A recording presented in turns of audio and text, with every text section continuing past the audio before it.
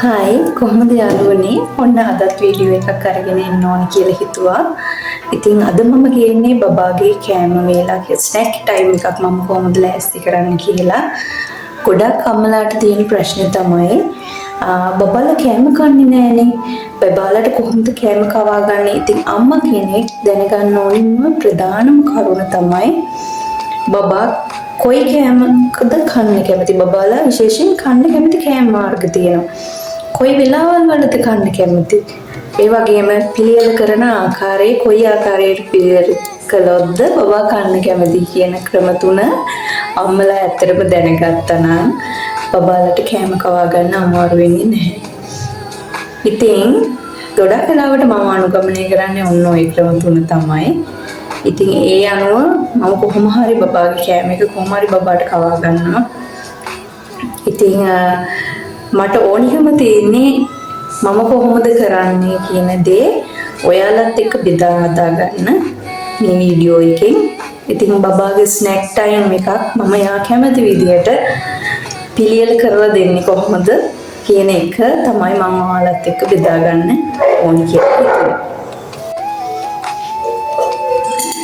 ඉතින් මම අද බබාට ලෑස්ති කරනවා කෑම වර්ග කිහිපයක්. ඉතින් ඒක කොහොමද මම යාට සර්ව් කරන්නේ කොහොමද යාට දෙන්නේ කියලා එක බලමු. මොනවද ඉස්සරෝම මම බබාට හදන්න යන්නේ කියලා ඉවරලා බලමු. බබා ගොඩක් වෙලාවට අපි කන්න කැමති පොප්කෝර්න් එක. මම පොප්කෝර්න් එක හදද්දී කරන්නේ ගොඩක් වෙලාවට මම බටර් එකකින් තමයි පොප්කෝර්න් එක ෆ්‍රයි කරන්නේ. නැත්නම් ඔලිව් ඔයිල් එක පාවිච්චි කරනවා. ඉතින් මේ දෙකම අපිට නැත්තම් පොප්කෝර්න් වගේ දෙයක් හදාගන්න ඇත්තටම හොඳ පොල් තෙල් වෙළඳ පොලේ හොයාගන්න පුළුවන්. හොඳ පොල් තෙල් එකක් හොයාගන්න. මේ ඉතින් පොප්කෝර්න් වගේ දෙයක් අගුණ වෙන්නේ නැහැනේ බබෙක්ට.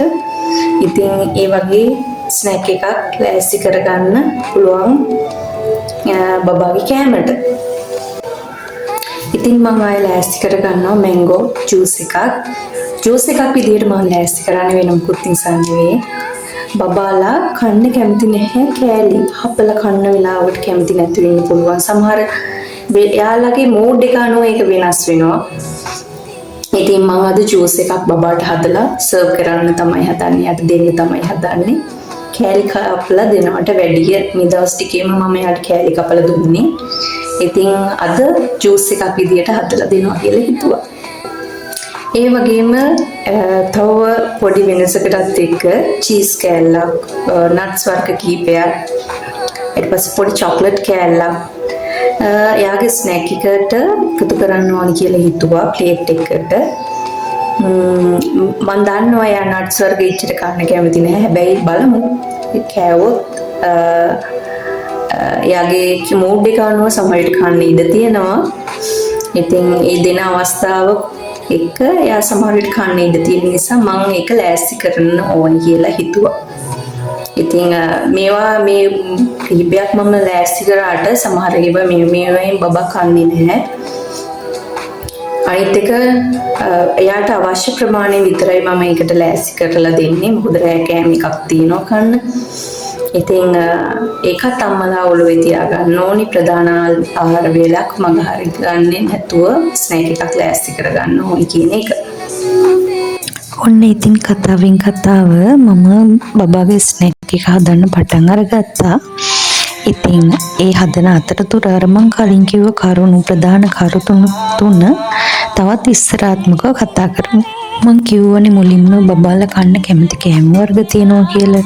මේක බබාගෙන් බබාට වෙනස් වෙනවා. ඉතින් කතාව අතරතුර යාළුවනේ පේනවනේ පොප්කෝර්න් එකත් හොඳට හැදෙනවා.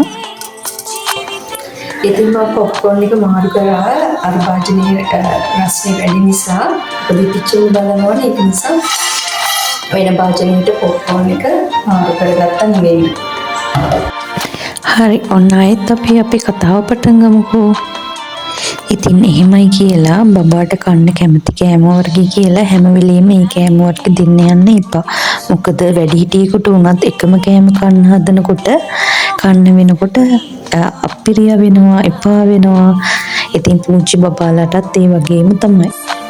ඉතින් අපිට ඒකට දෙයක් කරන්න පුළුවන්. අම්මලා චුට්ටක් අපිට වෙන්න විතරයි ඕනේ. අපිට බබාට අපි හිතමු ගෙදර හදනවා දෝසා. අපිට දෝසා එක කවා ගන්න තමයි ඕනිකම තියෙන්නේ. බබා කැමති කෑම වර්ගයේ තමයි බිත්තර.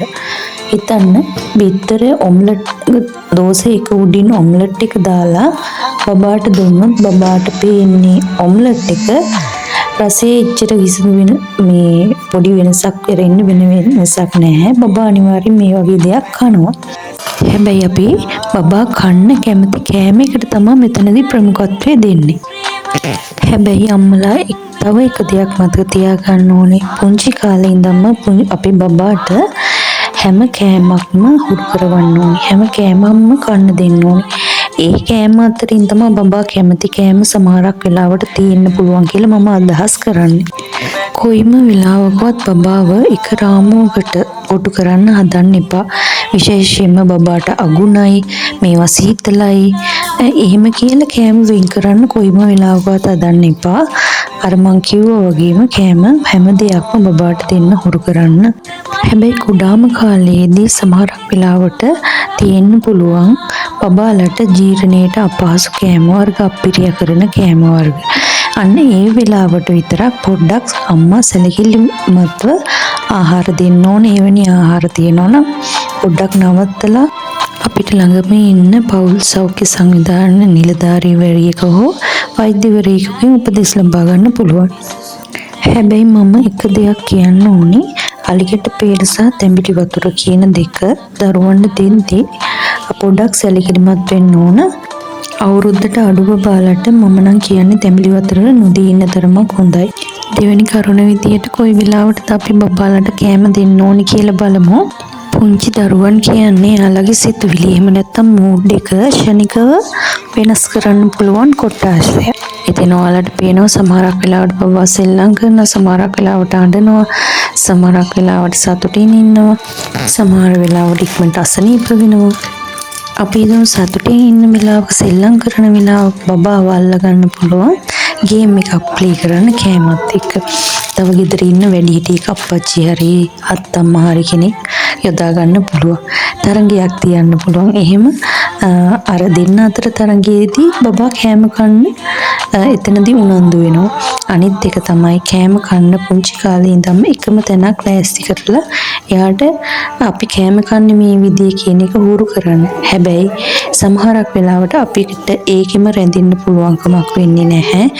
එතනින් ගිහිල්ලා පොඩි මම අර කිව්වා වගේ පොඩි වෙනස්කම්, ස්ථානීය වෙනස්කම්, කෑම කවද්දි කෑම වල වර්ණ පිළිබඳව කතන්දර, ඒ වගේ දේවල් ඊට පස්සේ කෑම පිඟන් වල හැඩය, කියුට් කෑම පිඟන් කෝප ආදී දේවල් බබාගේ සිතුවිලිත් එක්ක අපිට ගලපවන්න පුළුවන්.